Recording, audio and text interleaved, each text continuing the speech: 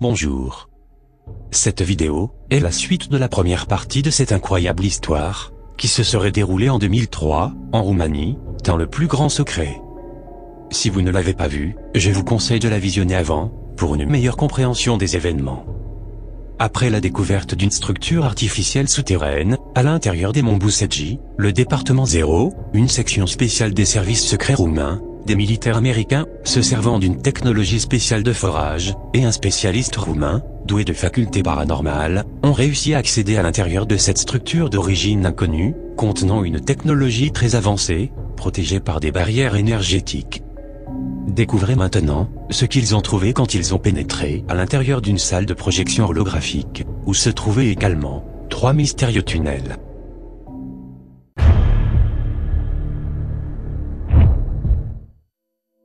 La grande galerie se terminait soudainement par un auditorium géant de 30 mètres de hauteur, et d'une longueur de 100 mètres.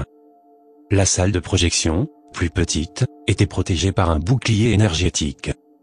En s'avançant vers le bouclier, une partie de celui-ci avait disparu, sous la forme d'une porte, qui permettait l'accès à l'intérieur de la salle. Le bouclier énergétique avait été conçu pour protéger la chambre des influences extérieures.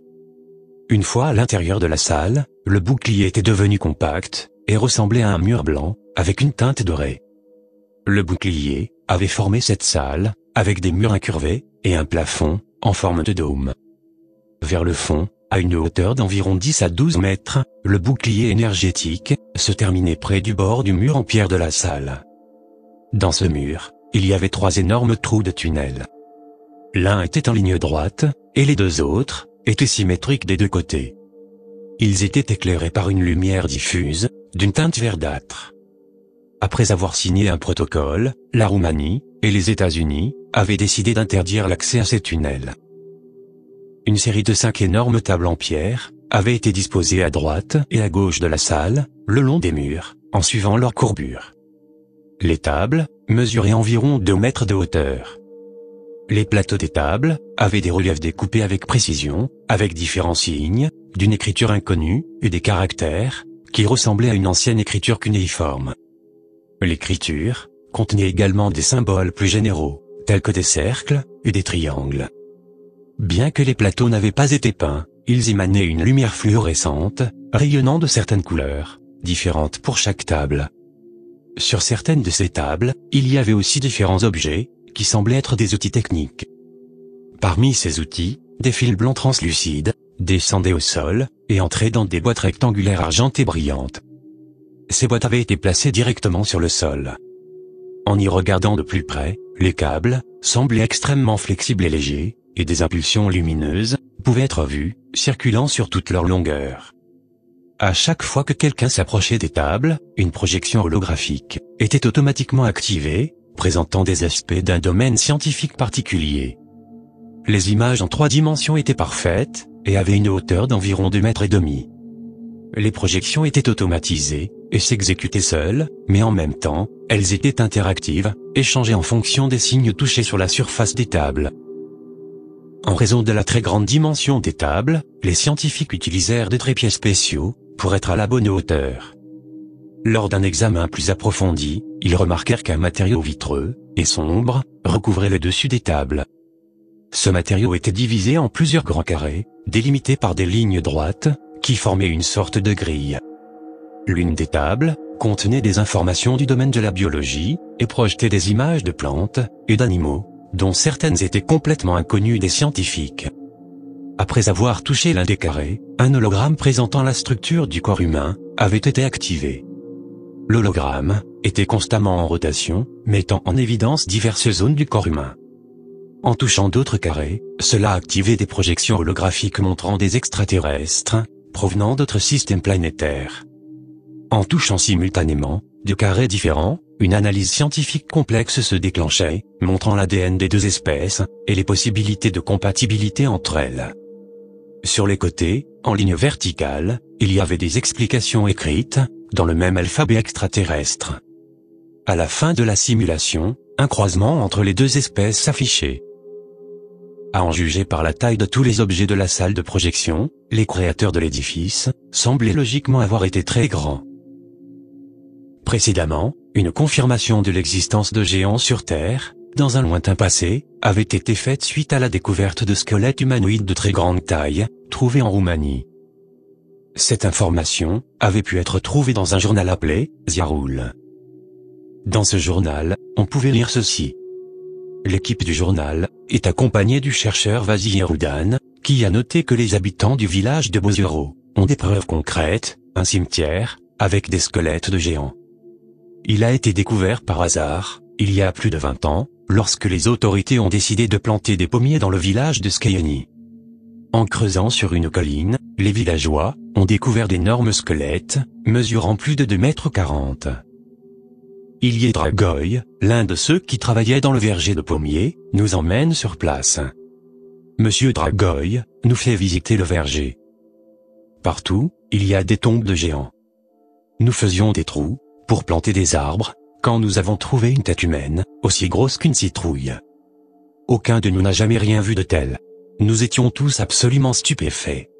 En creusant plus loin, nous avons trouvé des ossements, aussi gros que les poteaux du vignoble. Le mort devait être très grand.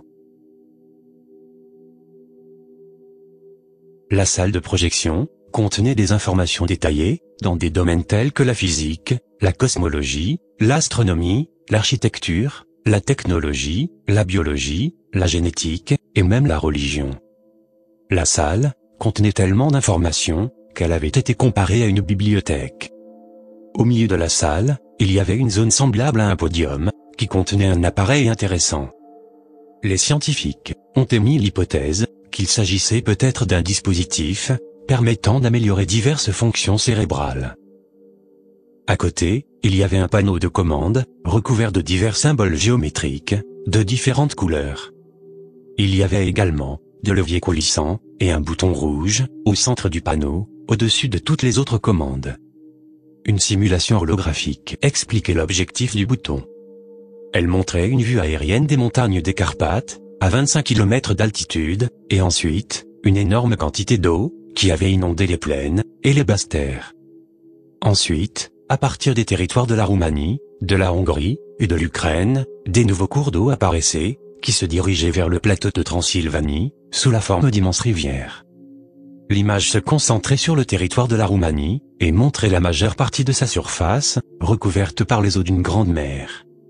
Certains des plus hauts sommets montagneux pouvaient désormais être considérés comme de petites îles flottantes. Ensuite, on voyait que les eaux s'étaient retirées, ne laissant qu'une petite zone inondée, près des monts Retezat et Godanou. Derrière le panneau de commande, il y avait un socle carré, d'environ 3 mètres de côté, sur lequel reposait une mystérieuse amphore. Étrangement, Massini avait connaissance de son existence, et pour lui, et son élite maçonnique, il s'agissait de la découverte la plus importante. Cette amphore contenait une poudre blanche très fine. Les chercheurs ont été étonnés de constater que la poudre était une formule de très haute pureté d'or monoatomique, avec une structure cristalline inconnue. La poudre d'or, dans sa forme pure, stimule fortement certaines ondes, et échange d'énergie, au niveau cellulaire et neuronal. Cela provoquerait un processus accéléré de rajeunissement. Ainsi, théoriquement, un homme pourrait vivre dans le même corps physique pendant plusieurs milliers d'années, à condition de consommer de temps en temps, une quantité bien définie de poudre d'or monoatomique. Cela expliquerait de nombreux aspects déroutants de l'incroyable longévité de certaines personnalités importantes, et révèle une partie des intentions cachées de l'élite mondiale. Derrière l'amphore, au milieu de la place, il y avait un énorme dôme, qui projetait des hologrammes. Il montrait les principaux aspects du passé le plus lointain de l'humanité, dès ses débuts. César a expliqué que selon les images projetées par l'hologramme, environ 90% de l'histoire officielle de l'humanité est fausse et contrefaite. La théorie évolutionniste de Darwin est également complètement fausse. La véritable origine de l'homme était représentée sous une forme holographique condensée. Cela peut sembler incroyable, mais en réalité, ce qui est actuellement considéré comme étant vraiment arrivé dans notre histoire ne l'a jamais été, alors que les soi-disant mythes et légendes sont presque tout entièrement vrais. De plus, la plupart des théories archéologiques sont fausses. Par exemple, les dinosaures n'ont pas disparu il y a 65 millions d'années, et les anciens continents de la Lémurie et de l'Atlantide ont vraiment existé. Cette étrange inversion a causé de nombreux problèmes et conflits entre les peuples de notre passé récent. Pour une datation correcte des événements présentés, une carte des étoiles, correspondant à cette période, avait été projetée en arrière-plan. En étudiant la période couverte par les projections holographiques, qui étaient étendues sur plusieurs centaines de milliers d'années, et en se basant sur le cycle de précession de la Terre, qui est de 25 920 ans, on pouvait en déduire la date exacte de tous ces événements. Selon ces informations, les monts Buseji seraient donc vieux, d'environ 50 à 55 000 ans. César a vu ce qui s'était passé pendant le soi-disant grand déluge et l'origine de la civilisation humaine. Mais il a décidé de ne pas le révéler, car selon lui, ces révélations seraient trop choquantes pour la mentalité, les croyances et les connaissances actuelles de l'humanité. Personnellement, je pense que des gens comme lui sont également responsables de l'état actuel de méconnaissance et de latence de l'espèce humaine. On nous a menti et manipulé pendant des millénaires, et dès que nous sommes proches de la vérité, quelqu'un décide que nous ne sommes pas encore prêts à l'entendre. C'est une approche arrogante et égoïste.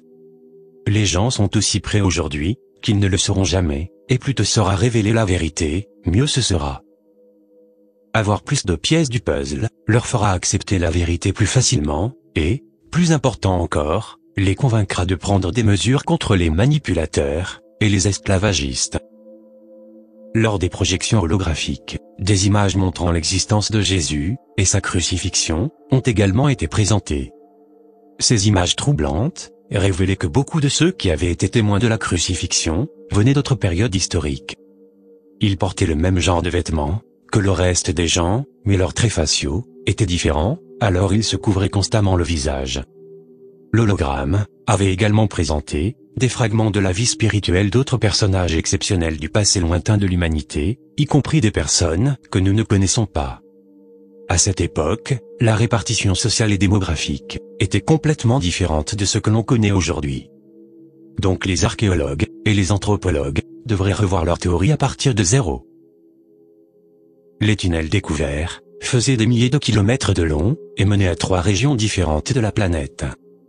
Celui de gauche connectait la base roumaine à une base souterraine, quelque part en Égypte, qui, en 2003, restait encore à découvrir, mais qui a été par la suite découverte et explorée. Le tunnel de droite conduisait à une structure similaire, mais plus petite, dans le plateau tibétain. Ce tunnel avait 3 ramifications secondaires. L'une d'entre elles conduisait à une zone souterraine, près de la ville roumaine de Buzău, près des montagnes des Carpates. Une autre se dirigeait vers la base irakienne déjà mentionnée dans la vidéo précédente, tandis que la ramification finale menait à une base souterraine dans le désert de Gobi, en Mongolie. Le tunnel du milieu était le plus important, à la fois pour Massini et pour le gouvernement américain, qui a fortement insisté pour qu'il demeure absolument secret. Ce tunnel descendait vers des profondeurs extrêmes, vers un véritable monde souterrain, situé à l'intérieur de notre planète. Pour ceux d'entre vous qui ne sont pas familiers avec la théorie de la Terre creuse, veuillez noter qu'il existe des personnes importantes qui soutiennent la théorie selon laquelle toutes les planètes sont probablement creuses à l'intérieur, et apportent des arguments scientifiques intéressants pour soutenir leurs affirmations. En outre, il existe aussi des histoires incroyables et très intéressantes sur des personnes qui auraient voyagé dans ce monde. Ce royaume est communément appelé Agartha, et ce 3e tunnel y conduirait directement. Il est donc logique de comprendre que les guides fantômes, qui dirigent et contrôlent actuellement la planète, ne soient pas intéressés à faire connaître cette découverte au peuple. Des préparatifs intenses ont alors commencé pour envoyer des expéditions à l'intérieur de ces 3 tunnels. Le premier, en Égypte, le second, au Tibet, et le 3e, vers l'intérieur de la Terre. Ce que vous venez de découvrir est un résumé des événements décrits dans un des livres de Radu Sinemar. Ce nom d'auteur n'est en fait qu'un pseudonyme pour un écrivain non divulgué, qui, à mon avis, n'est autre que l'ancien général Émile Strainou. Je fonde cette hypothèse sur le style d'écriture extrêmement similaire, et sur le fait que l'auteur avait eu un accès direct à cette base extraterrestre, information classée au-dessus du top secret, donc quelque chose qui n'aurait pas pu se produire, à moins que la personne ne soit un initié. En 2009, une télévision locale, Antnaunu, a présenté ces événements, où quelques ossements de ces géants ont été montrés brièvement.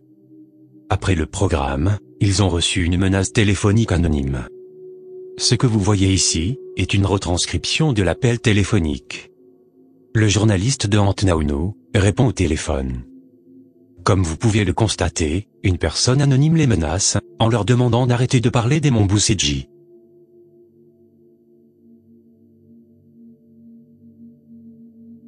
Pour conclure cette vidéo, on peut dire que nous vivons dans un monde de mensonges et d'illusions, que beaucoup de choses incroyables sont cachées au public, et comme l'a déclaré l'ancien général roumain, Emil Strainu, une seule chose est sûre.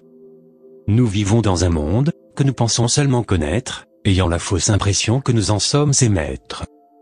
En réalité, nous ne sommes que des sous-locataires, en transit, sur une planète qui ne nous a jamais appartenu, et sans avoir la moindre idée de la raison de notre présence sur Terre. Merci d'avoir regardé, et n'oubliez pas que la vérité est ailleurs.